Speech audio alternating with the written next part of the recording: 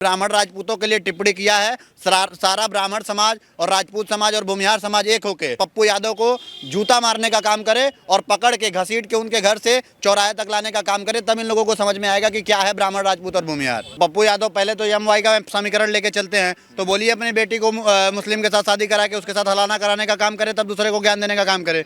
दूसरी चीज ये कह रहे हैं दलितों को दे देनी चाहिए, तो पहले अपनी बेटी की शादी दलितों से कराओ। आपको लगता है कि सच में वो लोग कैपेबल हैं? और अगर दलितों को अगर इतना दिक्कत है ब्राह्मण भूमिहार उससे, उनसे कह दो कि अपनी बेटियों की शादी ठाकुरों और ब्राह्मणों से कर दे, आने वाली उनकी पूरी पीढ़ी राजपूत और ब्राह्मणों से भरी हुई होगी, तो वो खुद दलित कन्वर्ट होकर ब्राह्मण और राजपूत बन जाएंगे। तो ये सारी चीजें हैं। ब्राह्मण समाज हो या भूमिहार समाज हो या राजपूत समाज के लोग हों, ये कभी भी अपनी बच्चियों का अगर शादी करवाते हैं ना, तो उन्हीं के साथ करवाते हैं जो उनके जैसे हों।